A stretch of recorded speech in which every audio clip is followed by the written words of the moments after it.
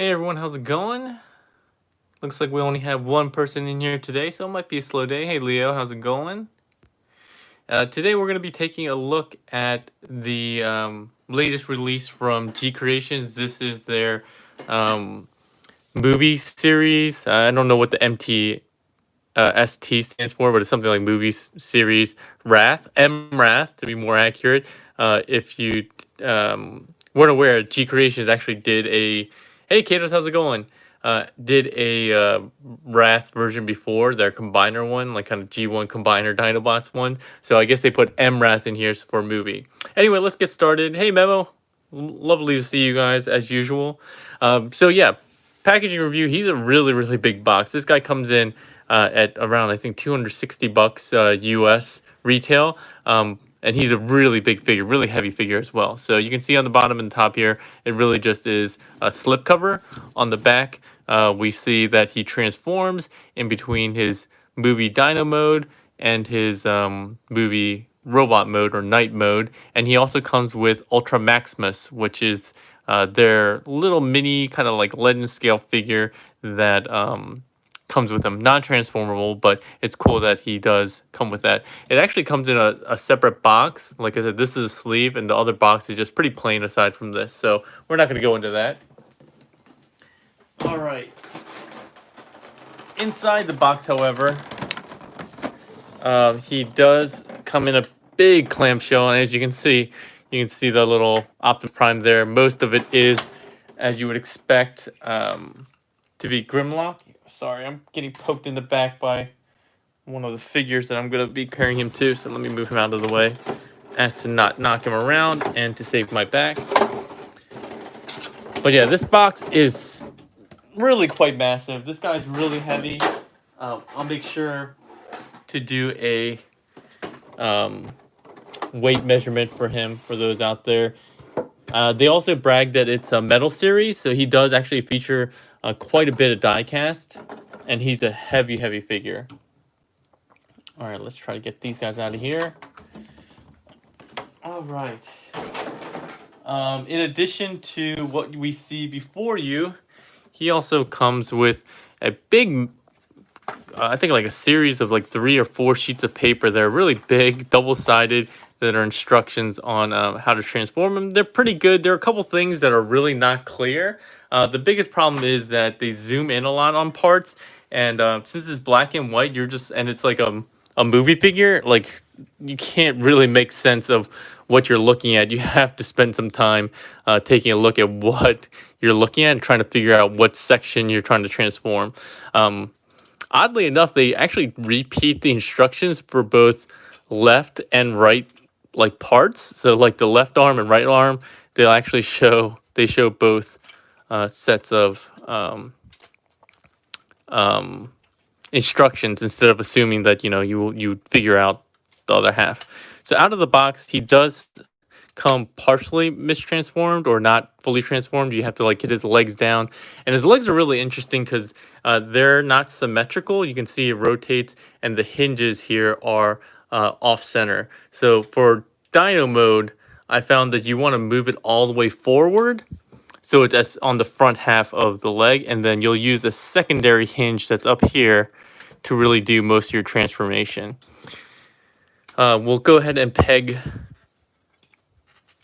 this down. I don't know why I'm struggling so much right now. You should just be able to come in and peg these in to either side without issue, but right now it doesn't seem to want to do that. Okay, I think we got it good now. And then these flaps just kind of rest down, and this little piece can kind of go wherever you want. But yeah, once you have that, one of the things that does happen a lot is this piece on the kind of the leg, the calf, tends to come undone. And then one thing that you want to do is make sure that this piece on the thigh here is kind of flush and rounded here. And you want to use the other joints to kind of get the leg underneath him. So his toes do flail out, which also help with stability. But I find that you have to kind of mess with him every once in a while to make sure he gets pretty balanced, and you have to fold out his little dino ears or horns. All right. So here he is. Before we get into him, let's actually go through Ultra Maximus just because we want to get him out of the way. He's just a little Legend Scale minifigure. The only Legend Scale figure I have with me right now, which is kind of relevant, is another Optimus. This is the Magic Square one. They're almost head to head, so good scale if you're a Legend Scale collector. I think it is a little small in scale, but I could be wrong. I don't remember the movie that much, but I don't remember him being this tiny compared to Grimlock. Because I mean, he like one shots him, so it would be really weird if he was this small. But his head is on a ball peg. He has a ball jointed shoulders. He has a little hinge on his shoulder pauldron, whatever you want to call it. Bicep swivel. Elbow a little bit better than 90 degrees. His hands are ball pegged. I mean, pegged on.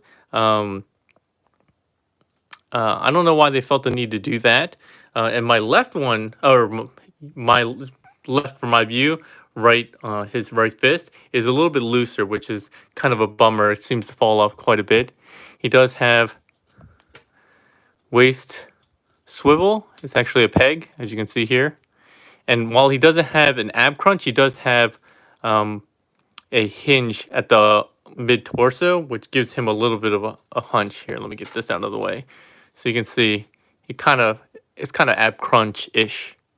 He has hip skirts that come up to the front, legs that will come forward and back. They're just hinged and about this far out before his leg armor gets in the way. He has kind of a knee swivel or mid thigh or lower thigh swivel, not at the hip joint itself. He has about 90 degrees at the knee, and then he has a ball kind of pegged foot, what gives him a good amount of articulation there. We did see his weapons. He has a sword which comes pegged on his back, but you could peg it on his forearm if you want, as well as obviously he can hold it. Same thing with his shield. That can go on his back, forearm, and I guess theoretically, yeah, he theoretically could hold it, but that doesn't make much sense. And then the last kind of feature he has is he has a big butthole here, and there is a matching hole or a peg on Grimlock. You want to get his hip skirts out of the way, and you want to just butt plug him on there to make him secure. And again, depending on how well you get yours to balance, he might tip forward just from that extra weight. But it does look really cool that you can actually get him on here, and obviously you can pose him a little bit better than I have him right now. But that's really cool that he did come with that. So you get two figures in one. So yeah, let's get him out of the way, and we'll go straight into kind of the Dino mode review. He is quite large in Dino mode. He looks really nice. The paintwork is really fantastic. You can see that it's metallic, like kind of green, dark greens. He has golds, coppers. He has silvers on his teeth. Again, these are all kind of weathered, multi-layered red. Yeah, it's just really well done. It's very high quality. Even here on like the leg, I don't know if you can see it. The paintwork reminds me of Studio Series Grimlock. Yeah, it does definitely remind of that, but it's definitely at a higher level. Like, this has more layers of stuff going on, because even between the raw plastic, there's like the dark green, but there's also silver in between all that, and then they have some kind of like almost like red or rusty like details as well. So it has a lot of like depth going on. I think it's really fantastic that they were able to do this. And I think this is kind of what commands some of the premium price on this, not just the size and the die cast, but this paint finish. It really, the only comparison that I would say that is even close is kind of like the 3A figures or the Toy World Tactus Waistcoat and those like movie figures that we've seen recently. They have some level of weathering, but this, again, this is probably the best paint I've seen on a, or at least most intricate paint that I've seen on a Transformers figure, like bar none. I don't think there's any other figure that I've seen that has this level of depth and detail, and just the amount of different like depth and types of paint and looks of paint and stuff like that. So I'm going to stop blabbing about that, but it just goes to show just how impressive it is. Articulation wise, we kind of talked about the hips here. Again, they are on a rotation at the base, and that rotates around. He has another hip up here where this kind of screw is. He has another joint down here that will control kind of like the quote unquote knee. If this is the hip, this is kind of like the knee. And then he also, if you untab this, you actually get some tilt here. It's not really meant for that, and that often does come out. And then he does also have articulation here at kind of like the ankle, but you have to untab the fist to get use of it. And I find that if you do untab the hand, this is what helps you like pose it a lot more, and it's very tight, so it does make him a lot more stable. You just have to slightly break up the look a bit and not have this like completely tabbed in. The toes we talked about, they do spread apart, all three of them. And I forget, oh yeah, there's some ankle tilt here. Again, you need to get out of the fist tab or hand tab before you can make use of that. And then you can see there's an ankle tilt here. So he has an ankle rocker, as I guess a lot of people put it. All right, so that's just the legs. So there's a lot of stuff going on in just the legs. Let me tab that back in. His tail wiggles in this section. It goes up and down there. Wiggles in this section. I forget what this one does. This one goes up and down, so it kind of alternates, I guess. And at the tip, it also goes up and down. Some of these sections here, like these tail spikes, a lot of them, most of them along the tail, I think all of them along the tail, even up here, articulate, so you can get some angles out of that, which is kind of nice. Maybe unnecessary, but pretty nice. His arms are on a swivel that goes pretty much all the way around, I think. Yeah, we'll go all the way around. And then he doesn't have a bicep swivel, but he does have an elbow bend, double jointed elbow bend for his little tiny T-Rex hands. And then a little wrist kind of swivel. Unfortunately, his claws, or I don't know what you would call them, his individual fingers aren't articulated, which would have been nice to see. All right, coming up to the head, you saw his ears with transformation. You can kind of get them to wiggle a bit. His neck is on a major hinge there. It can also slightly go left, slightly go right. You can get these first row of, I don't know what we would even call these, like kind of like bones, out of the way so you can get down a little bit more. You can see that his mouth opens quite wide. And if I can get my tool out, I can show you that his tongue does articulate as well if you want to have his tongue sticking out. I don't believe his eyes move at all, but it's a really nice sculpt. It looks super mean. And again, I love the details that they have with the multi-layers of teeth that he has. So really impressive looking dino mode. I don't think there's any other articulation that I really need to talk about here, but let me get the only like makes sense comparison for dino mode that I have, which is the Beast Wars Megatron. So let me see if I can get him balanced first. I think that's one of the only complaints I have about this guy is he does tend to be a little bit difficult. He is a little front heavy. All right, so no weapon storage for alt mode. Come on. All right. Stay. No! I turned for like 1 second and he was like falling over. And again, that's one problem that I have with this guy. All right. And here he is with MP Beast Wars Megatron. And he is bigger in basically all directions. He's about the same length in Dino mode, maybe a little bit shorter. He's a little bit shorter than Wrath here, and he's definitely less bulky in all his kind of main body parts. And he's way less heavy. You know what? Let's do a comparison since they are at least somewhat similar in size. I did want to give you guys an idea of how heavy they are. So So I don't remember how heavy the Megatron is. So let's see here. Megatron is 1 pound, 3.3 ounces. While Wrath here is a whopping 2 pounds, 15.5 ounces. So basically 3 pounds of so easily almost close to 3 times as heavy as Masterpiece Beast Wars Megatron. So really, really impressive in terms of weight and just overall build. We can talk about his weapons later. He doesn't store them in his dino mode, so it really doesn't matter if I talk about them now or later. So sorry, give me a second. Let me scroll down to see which ones I've made. I might have missed some comments I might have missed. All right. Oh, you should have come with a crushed car, the cop car. Yeah, that was actually a pretty good scene. Use your Red Falcon stand. Oh yeah, that would work too.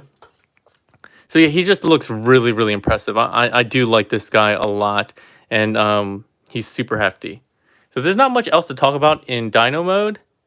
So let's go ahead and get him transformed. His transformation is a little involved, and again, parts of the instructions are not the greatest.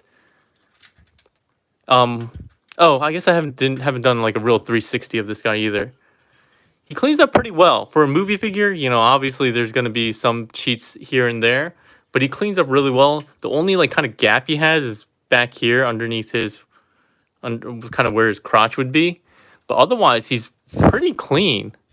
I was really surprised how well they did with this guy. But yeah, the transformation is pretty involved. But once you get it the first time and get it correct, then it's not that bad of a transformation at all. Things make sense. There's nothing crazy going on. So the first thing we'll do is actually open up his spine here. It's an over and under, so you have to do the right side first, and then the left side. And then what we saw at the beginning, you kind of want to lift this up and untab this here. Same thing on the other side. He is a parts former, and then come up to the neck here and pull this off. You also want to release this and this on both sides, and this whole kind of spine section comes out. We'll transform this later.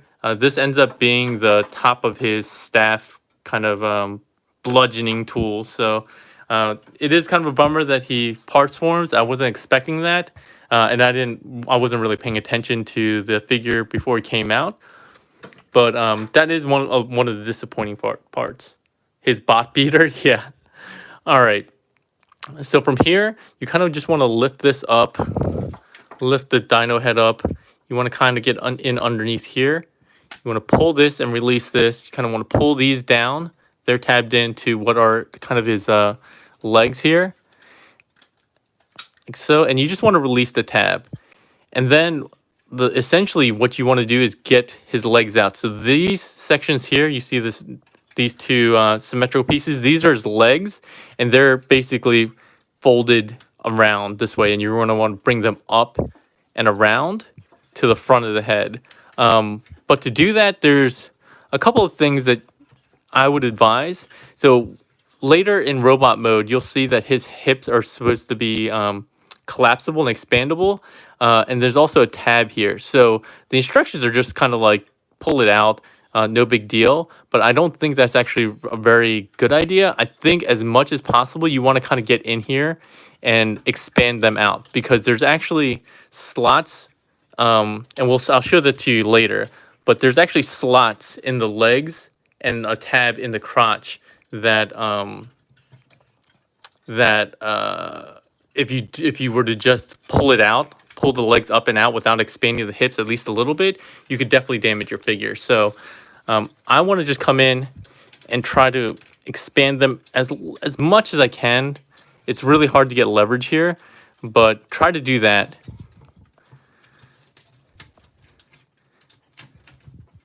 And then you're basically going to come back here. You're going to like lift the leg up. And again, you kind of want to get the hips spread out a little bit. This is the hip right here. So you kind of want to pull out. There we go. You can see it expanded out a little bit. From here, we can go ahead and basically just straighten out the leg. And you can already kind of see what's happening here. We'll split these pieces down, and you can see if I look at it here, how this part has expanded a little bit out. So same thing on the other side. You just want to get the leg up a little bit and then come in here and try to expand at the waist. There we go. And I'll show it to you later, but this big chunky tab is why I wouldn't recommend just like wrenching it out willy-nilly. So once you have that, this section is on a telescoping joint. Just get it down and out of the way for now. And then here, you want to straighten the leg out, the thigh, like the thigh area. And this piece kind of is a flap. You just want to wrap it around until you can squeeze that into place. And that locks the hip and the upper thigh, this gap here. So that's the only part that I want to spend a decent amount of time explaining, just because it is an area where I could definitely see people breaking their figure, or at least mangling parts of their figure. So go ahead and expand this and get that down and around. And then we're good with the legs. So just to show you what I was talking about, there's this big tab here. And you can see mine is kind of already marred because the first transformation. You don't want this going into this slot and just wrenching it out. So try to expand the hips before you do that. All right, the dino legs are pretty cool. You want to come to the back where the calf is. You want to open up this section. You want to flip this spine piece around, and that tabs into the side. This dino leg, or arms, this piece folds in. You want to fold this around, and this tabs into the inside of the leg here. Get the foot down, and then you can close this up, and this tabs in here, like so. And then you telescope it closed. And then the toe is easy. You just flip out the heel first, and then the toe, and we're good there. And that's it. So the leg is pretty simple. So again, we want to flip around, rotate this around, the spine piece, tab that in. This piece here, we want to get the arm up and curled on itself like this, and this will flip in like so. And there's, oops, sorry, dino head. There's two tabs. There's like a big rectangular one and a small tab here. And you kind of have to just fiddle with it a little bit to get them in. There we go. Oops. Remember to open up the calf. And then collapse it in on that telescoping joint. Get the heel and the toe out. And then the lower body is done. Just remember to pull out on the hips just in case you didn't expand it all the way the first time. And these things that were down earlier, they just rotate up. I did that already when I was trying to show you how to transform the hips. But there we go. Now we're actually going to deal with, at least I like to deal with the backpack. So we can scoot the head out just to get it a little bit out of the way. It just pops up, and he has his little horn or crest.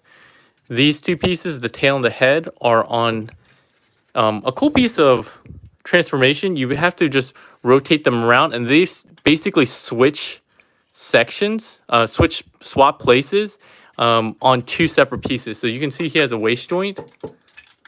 So you have to get the waist joint straightened and then rotate them around. But it's cool because they actually literally swap places. I think they're just held into place with friction, but you need to get them swapped around like that.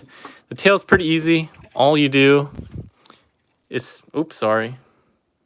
is split it down the middle. I find it easiest with a tool to do that, or you can come underneath. Either way, just split that in half, and then you rotate them out. And then you just straighten out all the spines that we talked about that were articulated before. This double hinge will collapse in on itself and tab into his butt, and we're done with the lower half of the body. Hey, you new tabby. All right. So let's go ahead and get the head done as well. No, let's go with the arms. So the arms, we're going to rotate around. And we're going to have them go to like the back side, the hinge to the back side, and rotate around like this. All right. Sorry.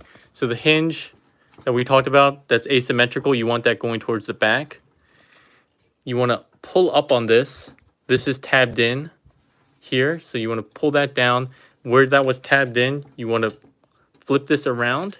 And there's a tab. You fold it back on itself. And it tabs in. If I did that correctly, I don't think I did. It's hard to see. Come on. There we go. All right. This piece that was like the shin cover for dyno mode, you want to lift that up. This tip folds back, and you can see there's a slot here and there's a tab up here. So you want to get his arm, this joint here, all the way straightened out before you try to flip this in. That should tab in securely. Bring this all the way down. And this little hole here is for this little notch, just so you can see that it sits in flush. All right, coming down to the dyno hand or dyno foot, unpeg the hand, rotate it 180 degrees, rotate the dyno foot 180 degrees. And the only thing you need to do here is pull back that kind of heel piece and fold it all the way back. And then when you close this up, that heel piece will fit in. And these little holes here have corresponding kind of like tabs on either side of the foot, kind of the ankle. And you want to make sure that they get locked into place, like so. And then you have one dyno hand or robot hand done. Same thing on the other side. Remember to rotate this shoulder piece all the way back, like this. Flip it forward, untab this section here, and rotate it down. Untab this little door, flip it around on itself and tab it into the back of the shoulder. Untab this, flip this tip up. Make sure this joint is completely straightened out. And this will go back and tab in. I do find that sometimes it's hard to find the tab, so you just gotta kind of feel for it. Once again, rotate that shoulder down. This little notch here will correspond with this hole that you see. All right, hand untabbed. It tabs into the palm here. Rotate that 180 degrees. Rotate the dyno leg or dyno foot. Get the heel pushed back. And then just rotate this all the way up and in. Remembering to push and get these little circle pegs tabbed in to both sides of his forearms, and that secures his forearm pieces. All right, now we'll do the backpack. Same thing as kind of with the tail. You do want to split it right down the middle as you would expect, but it works a little bit differently. So once you have it like this, kind of we'll fold out the dyno ears. Once you have it like this, you actually need to do the left side going forward and the right side coming back. That allows them to clear and then split. So it's pretty cool transformation there. From here, this whole thing is going to kind of rotate around, but I'm not going to show that right now. I want to show you one of the things that you have to do first. So they do this out of order. They tell you to collapse the chest, these pieces here, which are, again, I guess I should show it here. These pieces here, they're already expanded for dyno mode. You need to actually collapse them first before you do anything else. This is the one section that is completely wrong in the instructions, and this will prevent you from actually transforming the other part. So the next part, which is unclear, is you actually have to rotate this panel to the center. Then you can rotate this down and then rotate this back.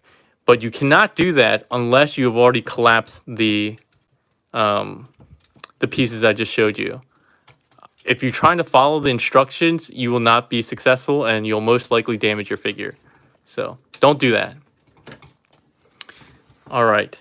Oh, I guess I should have taken care of the head. But the heads are easy. You just flip the jaw around until it kind of is symmetrical. And then they're on two sliders. You just collapse them and you'll see that there's pegs here. So you just collapse them on the slider. Get those two pegs in, which are kind of hard to see. There we go. Same thing on this side. Flip this around. Collapse it on the sliders. And then with that done, you'll see that these two pegs on the back of the neck panel will correspond to the backpack. Flip that up, come to the front, and these are also on extending joints. You can collapse them down or what. The ears, if you haven't already folded them in by now, go ahead and fold them in. The last piece that we have to take care of is this abdomen piece.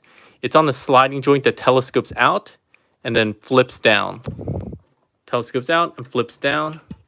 I don't think there's actually an actual tab. I think it's just kind of like frictioned in just from the different pieces that are sitting there. But once you have that done, now you have Wrath in his robot mode. What do you think about the new Takara Starscream? I think it looks good so far. There's some stuff that is pretty crazy, like some of the things that T-Man 978 pointed out is that he actually has two cockpits, one faux cockpit for robot mode and another one for jet mode, which is pretty cool. So it's very interesting how they're doing that transformation, and I still don't understand how the wings work. So kind of a detour there, but we can talk more about that later. But as you can see, he looks really quite nice. The only thing I don't like about this guy is his head sculpt.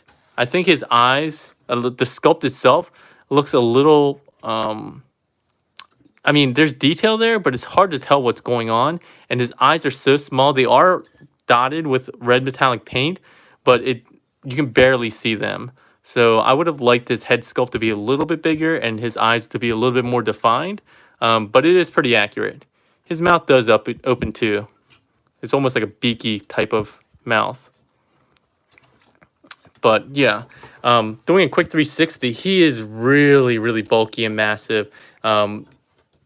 Easily looks better than most of the versions of this, design that we've gotten throughout the ages. I guess the second closest one would probably be the Studio Series one that we recently got. But I think this guy obviously easily trumps that one. I mean, he's 5 times the price of that leader class figure. But I think he's just really substantial. Like I said, he's basically 3 pounds. He's 0.5 ounces away from being like 3 pounds. So he's really impressive. And again, with the meticulous paint. Oh, sorry. One thing I forgot to do. I always forget. You got to fold these chest pieces down so they actually are accurate. But he looks really amazing. He has die cast in a lot of places. Like I think almost all 3 sections of his feet might be. Or at least these 2 sections might be die cast. He has die cast on other parts as well. Like this, a lot of his backpack here. Like I think these 2 sections here are completely die cast, which make the head of the staff or bludgeoning device, whatever you want to call it, the bot basher, super heavy and unbalanced. But yeah, he's super impressive. Articulation wise, his head is on a swivel. I don't think it's on a ball joint. No, it's not. And he can barely look up, and he can look down a little bit, so not a whole lot of range of motion in the head. His shoulders, he has, again, the kind of the same joints that the legs had. So he has, that swivel. That is, actually feels softly ratcheted. And I'm hearing little clicks. I didn't notice that before. It looks like there's ratchets here, but those are just for looks. They're not actually ratcheted going this way. Same thing up here. If you look in here, it looks like there's ratchets, but it doesn't actually feel like ratchets. He doesn't have he does have a like elbow swivel, not a bicep swivel, but kind of at the elbow joint. He does have ratcheted elbows, but they don't go quite 90 degrees just because of the way it's sculpted, unfortunately. His wrist is able to tilt like this. His thumbs and his hands are probably the least articulated portion in the sense that it does have a ball peg that goes into the hand for the thumb and one hinge at the thumb. And same thing for each of his 3 fingers. They're all just hinged at the base here. There's no individual articulation at any of the knuckles. So I would have liked to see that, especially for a figure of this size. It would have been nice to get a little bit more articulation there. We talked about the waist. He does have what amounts to basically a 360 waist. I think it probably can go 360. Yeah, it can go 360. 360 waist. His hip skirts, they kind of get in the way. You kind of have to move this section up. That last point of transformation we had, you kind of have to lift those up, and that will give you more access to the friction joint here. Very tight friction joints at the hips. Oops, sorry. And then coming out to the side, he doesn't get a ton just because his armor kind of gets in the way. They could go 90 degrees if this armor piece. Oh, actually, I guess you can force this piece a little bit higher. So, ooh, that sounded like I might have broken something. So it goes about 90 degrees. Hopefully I didn't break anything. All right, he has a thigh swivel, very squeaky. And again, this marring that I have on my thigh piece in here is from this tab because again, you got to be careful with that transformation. So let's get these back down. He does have a knee bend with these fake kind of gears. So it's a little bit more than 90 degrees. His knee pieces move out and in a little bit. His feet are actually really quite nice. So he has a hinge going forward and back. He does have tilt, which is really tight. It's not a whole lot just because it runs into this section here. I would have liked if they could have figured a way to move this out of the way, like with a hinge here or pin joint here, so you can get more articulation. So that's an unfortunate thing. You can do it, like the joint can do it. It's just that it runs into the armor. And then this toe piece here, which is really not much for actual articulation. The heel piece, which is for transformation. So yeah, he is a little limited in articulation, I would say. But given how big he is, I think that kind of makes sense. All right, let's talk about some comparisons. So here he is with Unique Toys Challenger. And the figure that was poking me in the back, this is Unique Toys Dragoon. And as you can see, they don't obviously scale. I mean, that's not how it's supposed to work. Where is the mini Maximus? Oh, here he is. He's not supposed to scale with these kind of masterpiece scale movie figures. I mean, if this guy is supposed to represent this guy, you can see it's not the biggest of all the movie figures that we've seen. But it's still very impressive. And again, the paintwork is not comparable with these other figures. The level of depth and layers that he has is way beyond what we see in these 2 figures that we've had, comparing him side to side. All right. So let's go ahead and talk about his accessories, his weaponry now. So he has this kind of a bludgeoning fist. You basically just wrap this around his hand, and then you peg it in. And that's really it. Oops, sorry.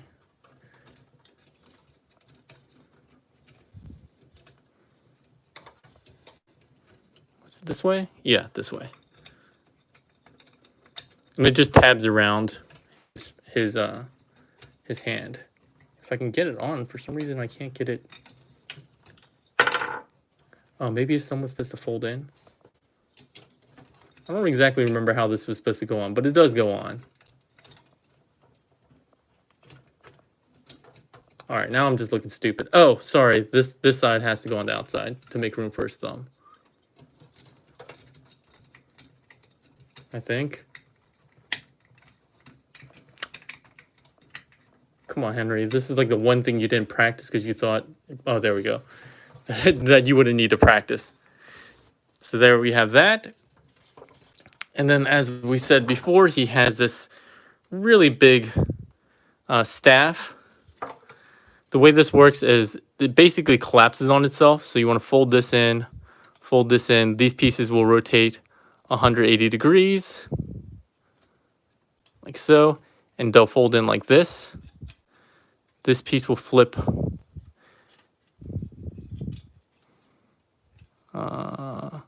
around. So you have to swivel this around 180 degrees like so.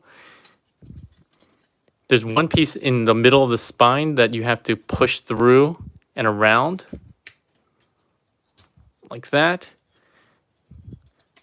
And then this will kind of all wrap around. You'll see there's 2 slots here for these corresponding tabs. It's easiest to kind of do this first. You want to tab these in. All right, then you can tab these 2 pointy pieces at the top. And then this piece collapses in on itself. So you kind of want to push down on this section, and this will come up and around. And there's tabs there as well. Oh, this piece came undone. But yeah, then you just give it a little push. It should tab in. Did I get it wrong? No, this is definitely right. Well, this is supposed to tab in a little bit better. I don't know why it's not tabbing in. And then coming from the bottom here, you do have a specific orientation with the slots here. You just want to make sure it's correct. And then you just tab this into the bottom.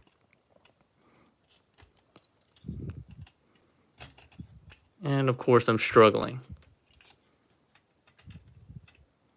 I might be putting it in backwards too.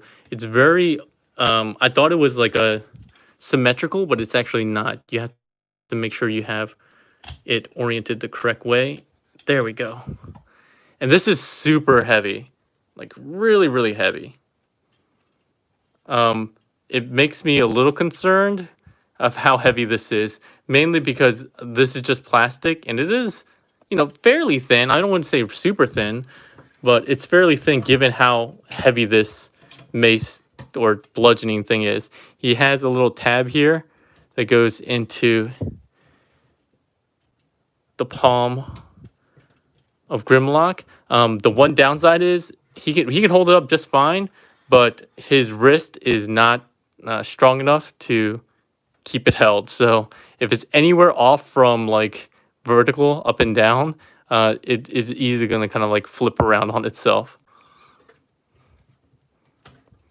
But yeah, that's really it for the transformation and robot mode. All right, let's take a pause here and see if there's any kind of questions. Does that little prime do anything? Clinical asks. He does have a lot of articulation, or decent amount of articulation for such a small figure, mostly ball joints. We went over this at the beginning, but he doesn't transform. So, all right. Your moderator says your wrist would do the same thing. Like, this could easily knock somebody out and make them bleed. This is actually substantially heavy, very heavy like a hammer. He tabs and sits in dynamo. Yeah, he does have a little hole here that corresponds. We'll see, we'll show that at the end. All right, any other questions that I've been missing? It's good to see all these regulars here. I love seeing the regulars. Like, definitely seen Enton before. Definitely seen Memo all the time. Slow DK, Kato's, Clinical. So thanks for always trying to make time. Evil Ash.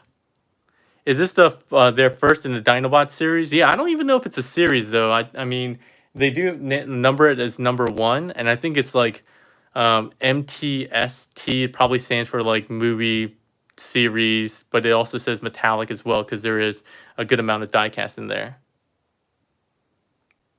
So I don't know if they'll do the other Dinobots. It would be pretty cool if they did, but to be perfectly honest, I don't know how popular the other Dinobots are that they would, I don't know, actually, at least in the Bayverse, where it would make financial sense. I would love to see them do it, but I'm happy enough if this is the only Dinobot they do from the Bayverse. I'd be very happy with just that.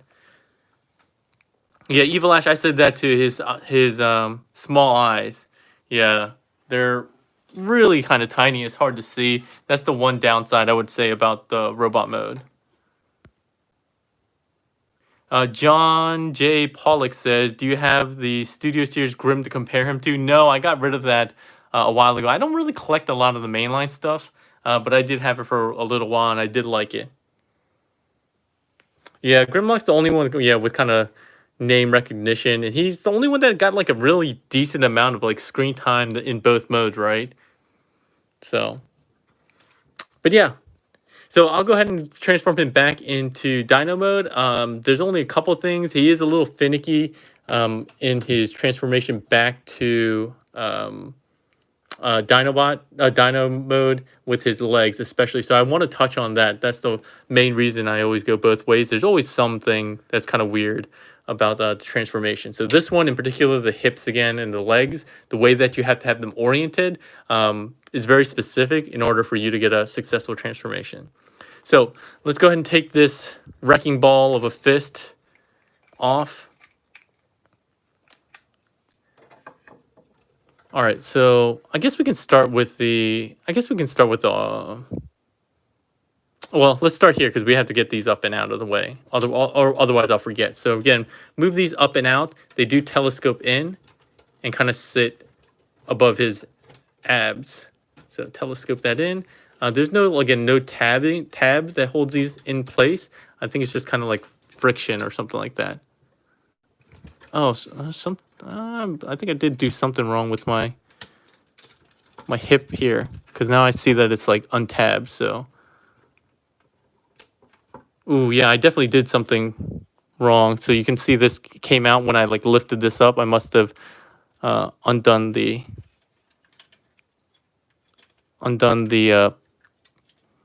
pin that was supposed to go in here. So I'll have to figure out how to fix that later. That's a little disconcerting. Hopefully it doesn't mess with transformation too much. That's my only concern. Oh, I think I got it. Okay. All right. So sorry for that detour here. We'll go ahead and do that. Move these chest pieces up like so. Let's come pull these dino heads back and around. So this transformation, remember, you want to pull the centerpiece towards the middle, and then slide this piece up, slide this piece back. Same thing on the other side. You might want to unpeg this first, actually. Slide this down, slide this up, slide this back, and then we want to extend the back pieces here that were on sliders. All right. The dino head, we want to split. You just want to basically telescope it out all the way. On both these joints, there's two sliders, and then just flip this around like so. And it just needs to sit there for now. Flip this around. So if I remember correctly, this has, yeah, so the left head has to go up, and the right side of the head has to come down. You'll see these kind of come together.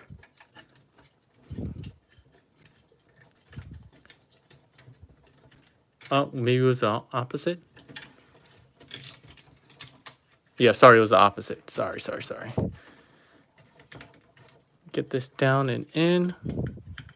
Then two halves should tab together.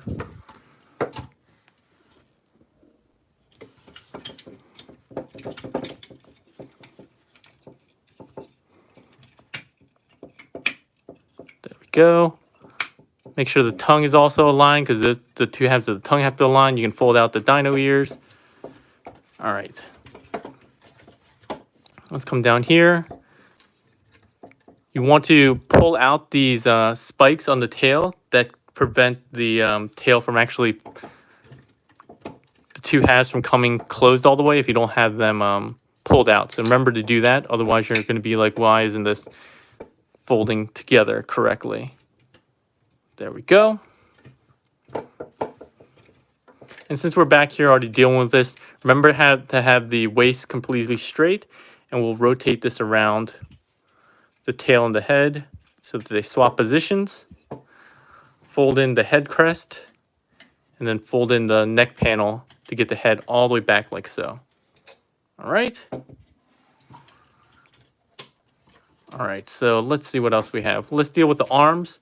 First thing we'll do is rotate the dino hand, the robot hand this way.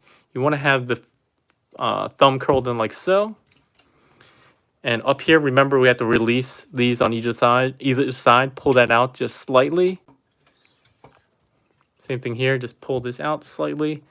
And then this can fold back around, rotate 180 degrees, and you'll see there is a tab here. So fold down that little toe piece, and you'll see this goes into the palm of the robot hand. It's not completely necessary that you tab it in, and I talked about it before that if you actually don't tab it in, you get a little bit more articulation. But this is the proper way to transform it. Rotate the arm around like so. Lift this up. We want to release the tab that was up here. Oh, sorry. This was up here. Release the tab. Straighten this out. Close this around like so. Untab this piece. Get this joint down out of the way so that you can close this around like so. And then this tab here will go into that piece. And you kind of want to get everything, again, that little notch lined up like so. So that's what it's going to look like. We'll do the same thing on the other side a little bit quicker. Rotate this around. Yeah, I always do back and forth transformations. That's just one of the things I always do. I just remember when I was not a reviewer, I always hated trying to figure out how to transform it a specific way, only to find that a specific reviewer or even all the reviewers did it one way and not the other way. And for me, I always do it out of packaging first. So the way it comes out of packaging, so that, you know, the first time you get your figure, you're going to want to transform it out from the box, obviously. So I always do that first, and then that way you can have directions going both ways. So up here again, we're going to pull out on this, straighten this out, tab that in. This piece will flip around. You do have to get this joint bent in slightly, just so that this can clear. And then once again, this tab will come in like so. All right. And then we can kind of bend these shoulders to get them out of the way for now. All right. So what else do we need to deal with? So now we're going to get to the legs. What you want to do is go ahead and do the easy parts first. Let's just deal with the toe. Toe needs to fold down, and the heel will come fold over top of that. We want to have this telescoping joint on the leg come back out. So this telescopes outwards, and you want to make sure that this untabs here. So once you have that, you can flip this open, flip out the dino hands, and then we'll go ahead and close up the calf. And once you close up the calf, here, you need to rotate. Let's get these dino legs out the way. So you want to rotate this around, but once you get the calves closed, you actually have to straighten out the foot. And you'll see that there's a tab here that goes into this section. So you want to have it angled like this. This piece will just flip around for now. It does telescope and tab in, but I feel that you want to do that a little bit later when you're doing some cleanup. So same thing over here. We want to untab and telescope out the outside of the leg. And then you can rotate this around so that you can pull out the dino hand. Go ahead and collapse this. And then straighten out the foot so that it tabs in. Gosh, this guy's super heavy. Doing this at arm's length is a challenge. So there we go. We get this rotated around like so. All right, so the challenging part here is now that you need to get these legs flipped up and around, and you're going to use this joint here. It's not one of those articulation points that we have for robot mode. Remember when we came here, let's get this. You want to pull down on this piece that was tabbed in, straighten out these hip skirt pieces. So remember we had to pull out on this and rotate at this kind of hidden joint here. You want to do that. So you want to keep the hips straight, vertical, but you want to bend basically 180 degrees to get the whole leg wrapped in and around. So at this joint here. So keep the hips straight.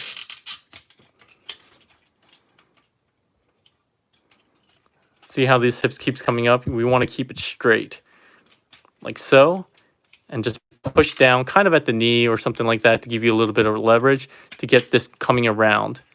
Once you have it kind of like this, you're in a fairly good position. But I wanted to come back here and show you again.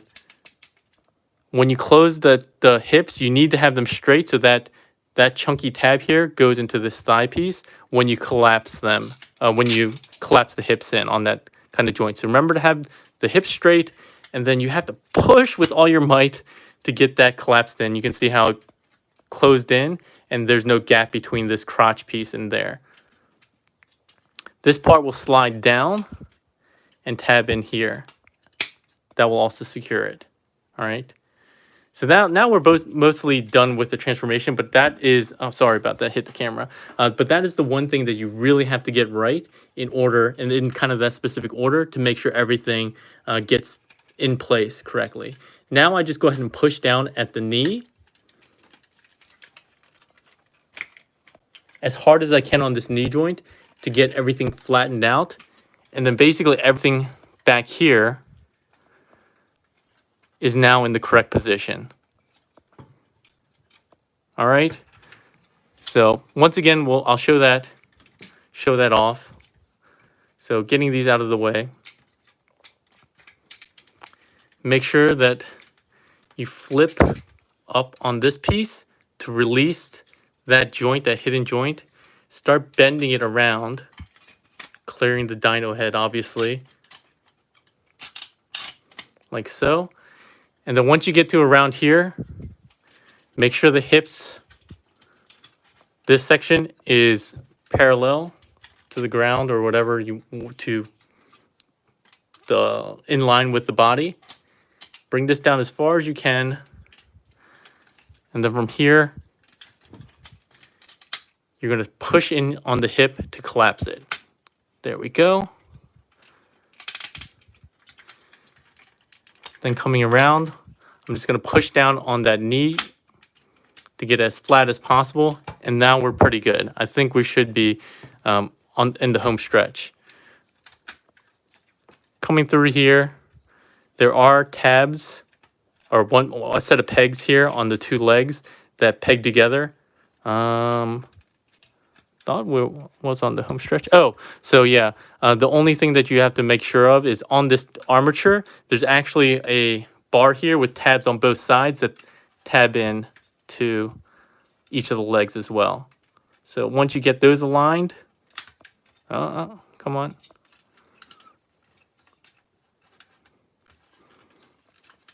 Come on. Once you get those aligned, that should, if you have those aligned and those go into the legs, as they should. What's going on here?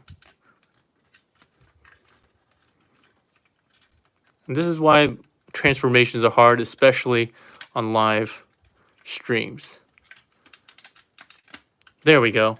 So once you have that, you should be able to peg both of these legs together down here too. Theoretically.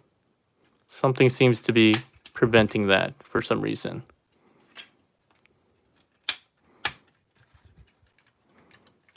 It looks like everything's aligned. Oh.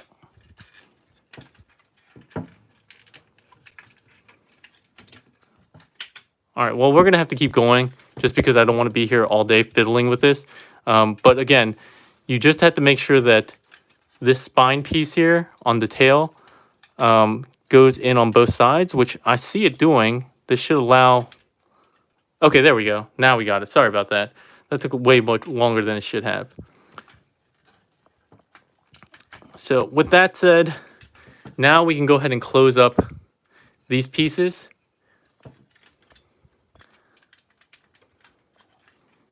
Oh shoot, that's why it was causing trouble. Sorry about that. I didn't rotate this around on this side, it looks like.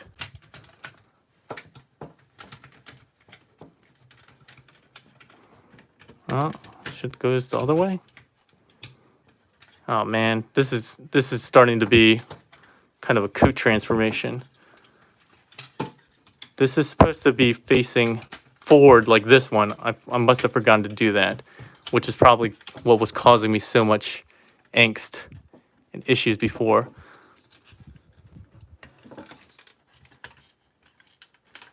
Okay. All right, there we go. All right, sorry about that. And again, remember, tab this piece in. That was like this. Tab that in. This piece in the front. Remember, they're on telescoping joints. That should close up. The dino legs are now done. This piece here is just going to sit in place like that until we get the spine, the parts forming spine in place. So these hip skirts have 2 tabs here that come up and will keep the front of the knees or front of the legs secured into place. So yeah, all right. So I think we're basically done. Now we just need to bring in the parts forming pieces. So untab this. Untab this. This will straighten out. Unfold this. This will flip up. Need to rotate this little spiky tip around. Yeah, I don't... Oh, hey, team man, how's it going? Yeah, Astro Train, I don't think he's that bad at all. I think he's actually quite good, especially for a triple changer. I don't really have any issues with him, especially once you get it down. So a couple of things. Remember, we did 2 things that were kind of weird when we transformed into the weapon.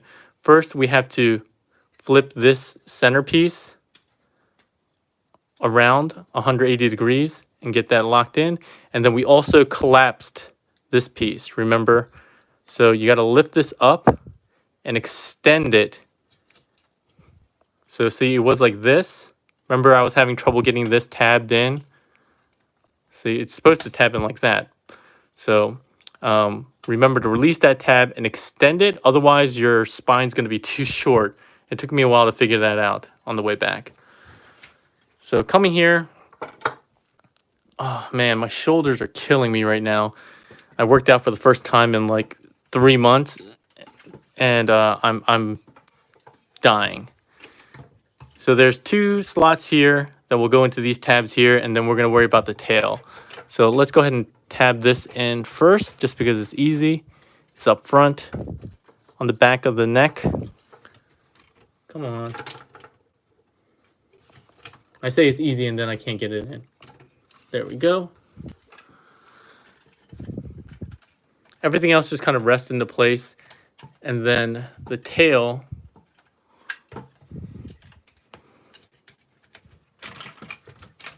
You can see that this tail has a little tab here. Tab here that goes on the underside of that. So getting this back in up front. Oh, that's the other thing I forgot to do.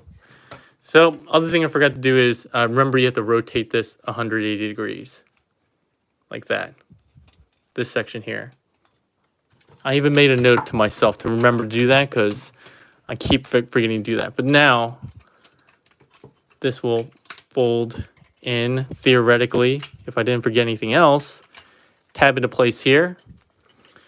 And then coming to the back, as we did at the very beginning, this chunky tab here will come on and tab into the leg, theoretically, hopefully.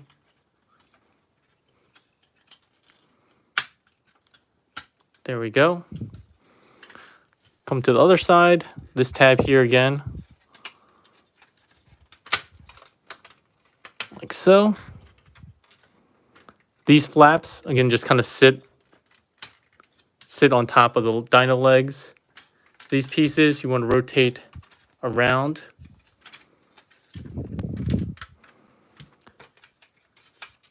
This flap here, we want to close up.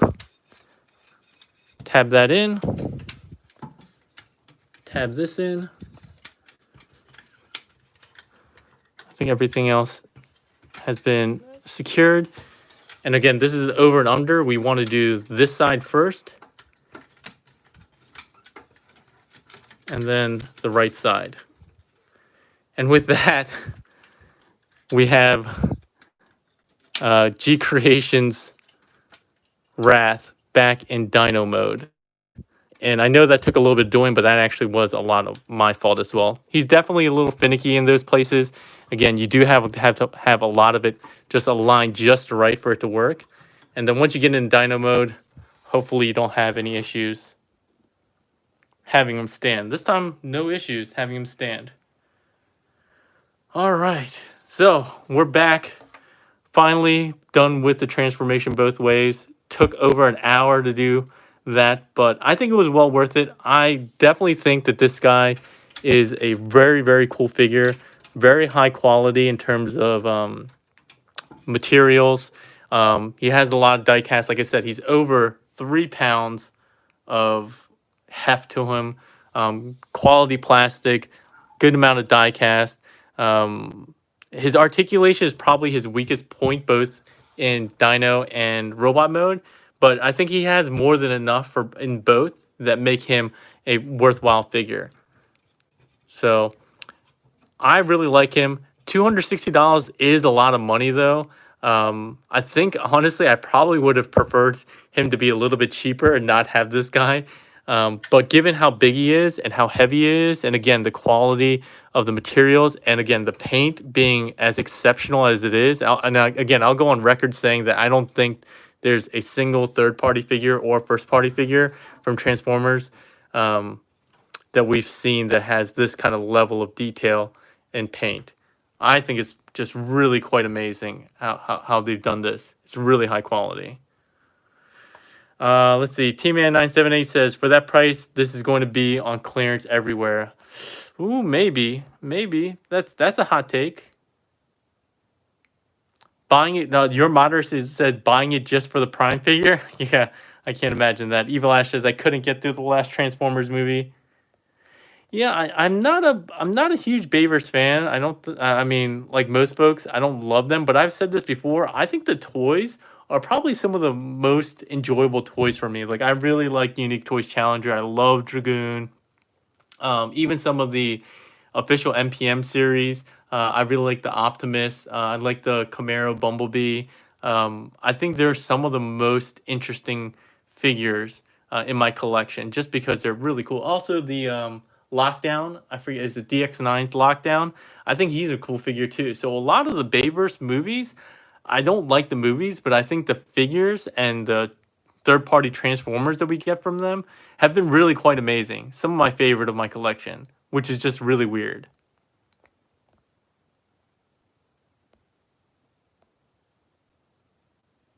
Let's see what else we said. The Last Night designs were pretty interesting. I like them, yeah. Eeks Geek says, do you collect any retail figures, Peg? I do. Not a lot, not a ton. If you want like retail release figures, definitely check out T-Man978. I think he puts out a video basically every day, if it's not sometimes every other day. He's super frequent. He does most of the first party stuff, but I almost never do reviews of first party stuff, even if I buy it. Let's see. Memo says Black, Purple Challenger, and Dragoon are the only Bayverse I have. What do you think of them, Memo? Do you like them? I mean, I think it's great. Your moderator says the Lockdown is incredible. I agree. Hey, Extra Zero, it's good to see you. Extra Zero says the fact that the engineers have made these designs possible. Validated Bayformers, Bayformer designs a lot for me. I also agree. Yeah, so T-Man corrected me. Yes, he says every day. He's not lazy like me, where I do a review like once a month sometimes, or sometimes even less frequently. But I mean, look at this. This cleans up amazingly well for a Bayverse figure. And again, with Dragoon and UT Challenger, I think the same thing. Like the way that they've been able to take those designs and make them work in real life is just, I think it's a testament to the engineering. T will even try to do reviews during social events. He did send the pictures to me about the last meetup that you guys had with all these figures out on the table. So he's definitely been trying to do double duty. Trash says, "Are you getting Takara RC?" Yes, I will be getting the Masterpiece Takara RC. So the only, like, I guess first party figures that I get regularly and review regularly are the Masterpiece line or the movie Masterpiece line. Yeah, the MAS Megatron review. That's because Extra Zero always gives him free stuff or lets him borrow all his toys to review. So, but yeah. So I don't know what you guys think. I know the transformation probably made you guys cringe a little bit, and again, a lot of that was probably my fault, messing up some stuff. But I actually don't think the transformation is that bad. There's just a couple fiddly bits that you have to be used to and make sure you transform the right way. Again, mind that piece on the back that again the instructions do completely out of order, and you can't actually transform it that way. If you follow that way. Big shout outs to MGO. I couldn't figure out that piece for the life of me, so I looked up his review, and he said he had to look up a couple of other videos too. So clearly that was not well articulated in the manual. Could you open a bottle with his mouth? Yeah, I'm pretty sure you could probably good. So yeah, I still recommend him. Again, $260 is a lot of money for a figure, and especially for a Bayverse figure. But I think this guy kind of came out of nowhere for me. But once I saw it, I was like, I need to have him. I need to have him in my collection, and I definitely don't regret dropping the money on this guy. I've definitely spent more on figures that I didn't think lived up to that price tag before. This guy, I think, definitely does. So I mean, like, I think Fans Tour Skyfire was 250-ish or something like that. I don't know if I still have him. I love that Skyfire, but like in hindsight, I don't know if it was worth that much given how simplistic it was. This guy, I felt like, given everything that he has, like he has way more value to me. Like inherent value. I can see where the money's going here. I can see where the diecast is. I can see the different parts. I can see the complicated engineering. I can see the paintwork. We hit the extra figure that we have here. Like I can see where they come up with this price. Some figures in the past, I just don't see where the price comes from. Like, to be perfectly honest.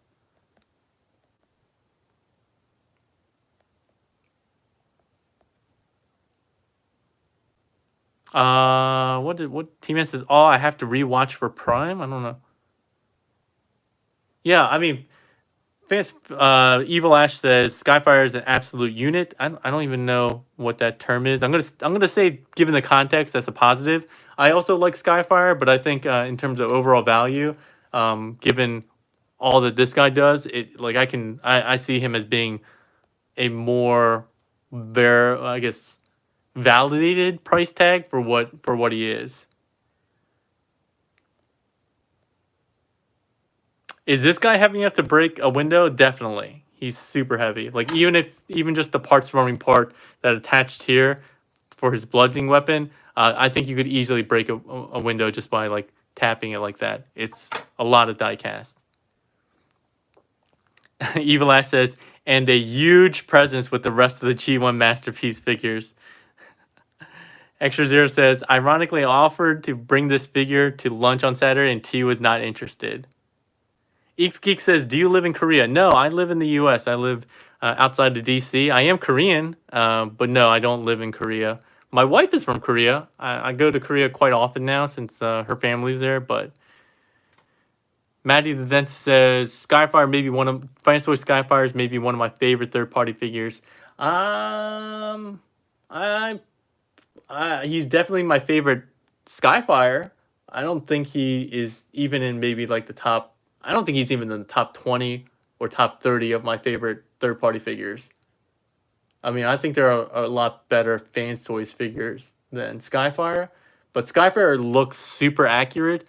The things that I think are not impressive about him are his transformation's pretty basic. His articulation, like the lack of waist articulation, is pretty disappointing. But I think he looks super G1 accurate, and I love Skyfire, so I don't think I'll be replacing him anytime soon. I definitely had the Daka Toys Chronos, and that was not a great figure. Like that was not a great figure overall. What are his teeth made out of? I don't know, probably some kind of transformium, but in this figure, it's plastic. Pig hates the Fans Toys Jets. I don't hate them. I just think they're kind of ridiculous.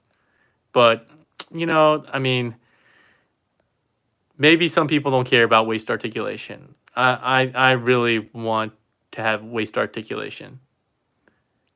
I don't know how to pronounce this name. Camule says my fiance loves Grimlock.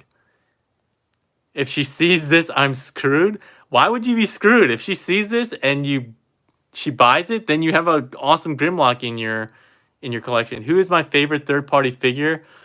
Oh, I don't know. I don't think I could pick one. I really don't think I could pick one. I don't know. I don't even know if I could pick my favorite Fans Toys figure. I like the Gigapower dinos. I have the Gigapower dinos over the Fans Toys dinos. I love my Toy World Constructor. I love DX9's Omega Supreme. I really like the Unicron, Studio Cell Unicron. I like TE Prime, Transform Element Prime. I really like him. I like Fans Toys Sheridan. He's one. I like him a lot. Who else do I have? Oh, I also like a lot of Ocular Max or MMC stuff. Like I really like their Overlord. I really like their Combaticons right now. I don't know. For Fans Toy stuff, I really like their Stunticons. I really like their Stunticons, especially the limbs. I think their Motormaster is quite good, but I think Spoiler and Magnum are really great. I think Spoiler might be my favorite Fans Toys figure, maybe. But I also really like. See, I can't. People ask these questions, and there's like no way for me to answer because there's just so many great stuff. See you later, Memo. Later, Clinical. So, sorry, my live streams are not very well scheduled for you overseas.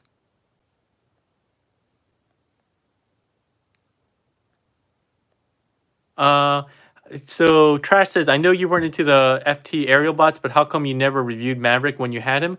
So actually, I didn't have Maverick. The only time I actually had him was when what's it called? The one of the other aerial bots came out, and Toy Dojo sent me one so I can compare, but I never had a chance. I guess I probably should review him at some point, but it's so old now. Yeah, I think it would be hard. Any plans to look at NPM Ratchet? I actually do have NPM Ratchet, but I'm so far behind on doing like NPM reviews. I still haven't done the NPM Starscream. I haven't even opened my NPM Starscream, so I probably should get to him.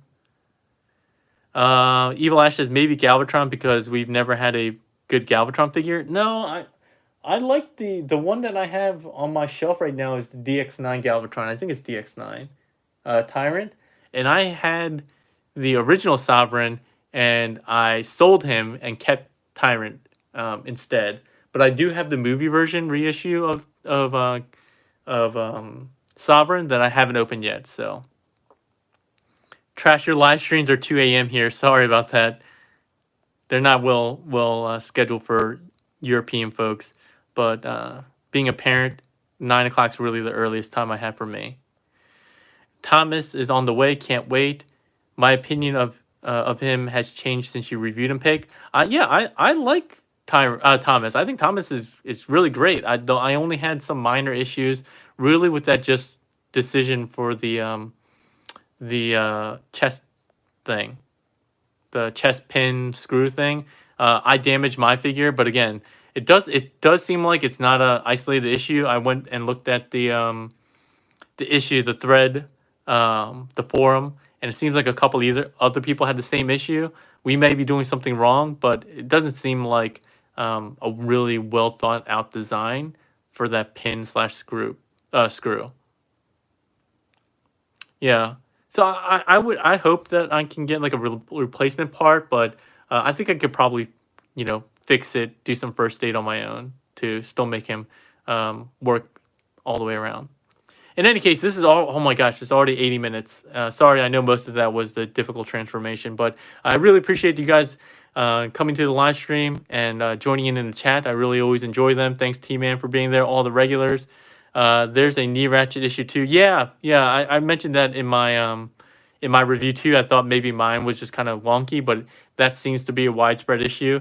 But Fans Toys hasn't addressed that as far as I know. In the thread that I checked today, they haven't addressed that. So I thought I was crazy when I said mine weren't aligned, but apparently that is the case. So in any case, again, this has been a long live stream. Thanks you all. I think 30 plus of you that joined at some point throughout the review. So I appreciate it. I'll be back with some more live stream soon. I think I'm going to probably be sticking with the live stream format from now on. So my regular reviews, maybe few and far between moving forward. Anyway, thanks a lot, everyone. Hope you have a good one.